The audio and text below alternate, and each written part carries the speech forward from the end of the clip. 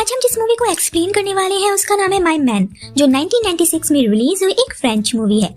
Movie शुरू होती है और हम दो औरतों को देखते हैं जो कि एक होटल की लॉबी में बैठी हुई हैं। इसमें से हमारी मूवी की मेन लीड का नाम है मारी, जो कि एक हुकर है और आदमियों को लड़कियां सप्लाई करती है। आज उसके साथ एक औरत है और वो किसी बकरे का वेट कर रहे हैं। तभी वहाँ एक आदमी आता है और मारी उस औरत को उसके साथ होटल के अंदर भेज देती है।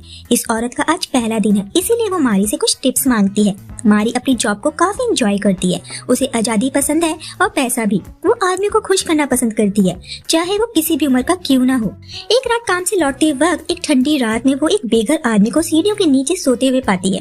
वो उसे जगाती है और कहती है कि उसे चूहे काट खाएंगे। फिर वो उसे अपने फ्लैट में इनवाइट करती है ताकि वो उसे कुछ खाने पीने को दे सके। उस आदमी का नाम जेनॉट है। उसे खाने पीने की चीजें देने के बाद जब वो आदमी वहाँ से जाने लगता है तो वो उसे वहीं उसके अपार्टमेंट में रुकने को कहती है। वो आदमी मान जाता है और उसके फ्लैट में ही सोने लगता है। मारी अपने कपड़े चेंज करती है, लेकिन थोड़ी देर बाद वो जेनॉट के सामने खुद को पेश करती है, ये महसूस करते हुए कि उसे जेनॉट से प्यार हो गया है। जेनॉट भी उसके साथ इंटीमेट होते हुए उसे आई लव यू कहने लगता है, जिसे सुनने के बाद मारी बार बार उसे आई लव यू कहने के लिए कहती है। वो उसे उसका दलाल बनने की जॉब ऑफर करती है और कहती है वो जो भी कमाएगी वो सब उसके हाथों में देगी। जेनॉट मान जाता है। अगली सुबह वो उसे अपने हाथों से नहलाती है और अपने जेनॉट के लिए कॉफी लेने भागते हुए शॉप पहुंचती है। ज्यादा भागदौड़ करने की वजह से वो वहीं बेहोश हो जाती है। जब वो घर पहुंचती है जेनॉट सो रहा था। मारी भगवान का शुक्रिया अदा करती है क्योंकि उसे लगता था कि वो उसके घर से जा चुका है, लेकिन वो वहीं पर था। अगले सीन में हमें दिखाया जाता है कि मारी पुलिस स्टेशन में है, जहाँ जेनॉट और एक और लड़की जिसका नाम सारा है पहले से ही मौजूद थे। जेनॉट को हैंडकफ से बांधा गया था।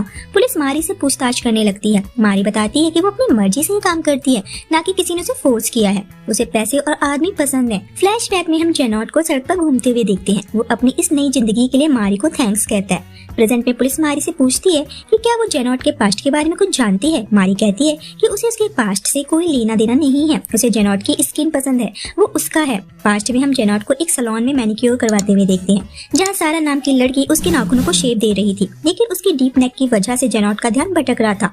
वो उसे कहता है कि घर पर उसकी खूबसूरत बीवी है, अगर वो यूं ही अपने हुस्न का प्रदर्शन करती रही तो वो खुद को कंट्रोल नहीं कर पाएगा। वो उसे उसके ब्लाउज को ठीक करने के लिए कहता है। वो कहती है कि ये इस कंपनी की पॉलिसी है, इसमें उसकी कोई गलती नहीं है। उसके बाद जेनॉट उसे अपने साथ एक होटल ले जाता है और उसके साथ इंटीमेट होने के पैसे देता है, और वो हर बार जब भी उसके साथ इंटीमेट होता था इसके बदले वो उसे पे करता था। मतलब जो पैसे मारी कमाती थी वो उसे सारा पर उड़ाने लगा था। दरअसल वो इसे भी मारी की तरह एक हुकर बनाने के लिए तैयार कर रहा था, जिसके बारे में मारी को बिल्कुल भी खबर नहीं थी।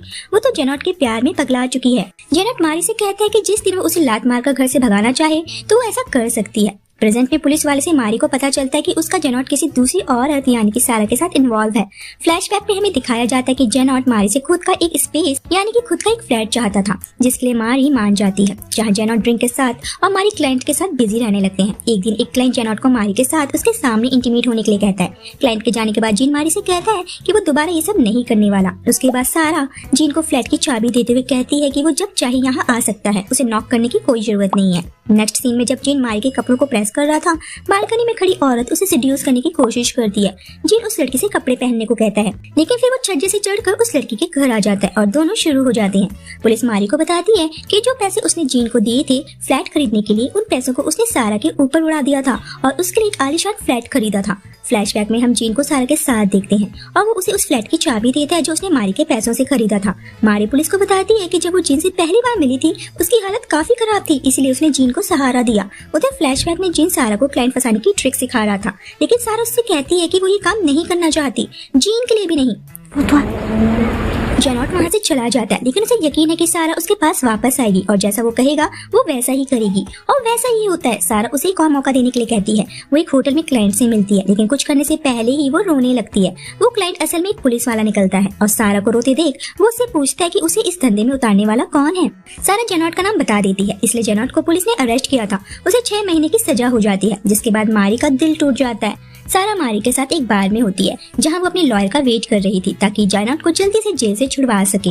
वहां वो दोनों जीन को लेकर बहस करती हैं। मारी कहती है कि वो जीन के बिना कुछ नहीं कर सकती। सारा उससे पूछती है कि जीन से मिलने से पहले वो क्या किया करती थी। मारी बताती है कि वो एक हुकर थी। सारा उससे पूछती है कि वो ये सब कैसे कर लेती थी। उसने बहुत कोशिश की लेकिन उससे नहीं हो पाया। फिर मारी उसे चर्च चलने को कहती है क्योंकि चर्च में उसे अच्छे अच्छे आइडियाज आते हैं और जाते समय लॉयर भी उनके पास आ जाता है। लेकिन मारी कहती है कि अब उसे लॉयर की जरूरत नहीं है। उसके बाद वो एक कैफे में बैठी होती है जहाँ सारा उससे पूछती है कि वो अब क्या करेगी। मारी बताती है कि वो एक ऐसा आदमी ढूंढेगी जो उसे 2 बच्चे पैदा करके देगा। तभी वहाँ एक लड़का आता है जिसका नाम जीन था।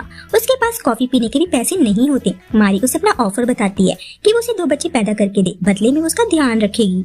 जीन को जब पता चलता है कि मारी एक होर है, पहले तो वो मना कर देता है और एक दूसरे लड़के से मारी की हेल्प करने के लिए कहता है। वो लड़का मान जाता है लेकिन मारी कहती है कि उसे जीन की तरह ही हैंडसम लड़के से बच्चा चाहिए। जीन मान जाता है और मारी उसे सारा से मिलवाती है। जीन सारा से पूछता है कि क्या उसे भी बच्चे चाहिए। सारा कहती है कि वो सोच के बताएगी। उधर जैनॉट 6 महीने बाद जेल से छूट जाता है और उसके पीछे एक औरत पड़ जाती है, लेकिन जैनॉट उसे अपना पीछा छुड़ाने लगता है। जीन जॉब के लिए एक जगह इंटरव्यू देने आता है लेकिन उसे पता चलता है कि जिस कंपनी में वो पहले जॉब करता था उस कंपनी ने उसे ब्लैक लिस्ट कर दिया है और वो कहीं भी जॉब नहीं कर सकता। गुस्से में वो इंटरव्यू लेने वाले आदमी को पीट देता है। परेशान होकर जीन लोगों से भीख मांगने लगता है लेकिन हट्टे कट्टे आदमी को कोई भी भीख नहीं देता। वो वापस घर आता है जहाँ हम उसे मारी और 2 बच्चों के साथ देखते हैं। जीन उसे बताता है कि उसे आज भी किसी ने नौकरी नहीं दी।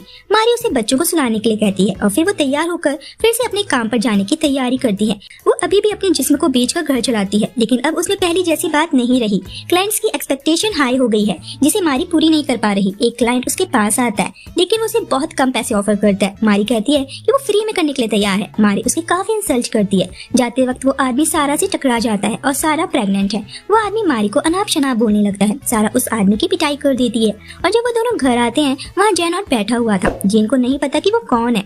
मारी और सारा भी उसे ना पहचानने का नाटक करते हैं। तभी सारा के लीवर पेन शुरू हो जाते हैं और वो जीन से उसे हॉस्पिटल ले जाने को कहती है। सारा के पेट पे पल रहा बच्चा भी जीन का है। वो जैनॉट की जेब से पैसे निकाल कर जीन को देती है। उन दोनों के हॉस्पिटल जाने के बाद मारी जैनॉट से पूछती है कि क्या वो कुछ कहना चाहता है। जैनॉट मारी से माफी मांगता है और ये मूवी यहीं पर खत्म हो जाती है।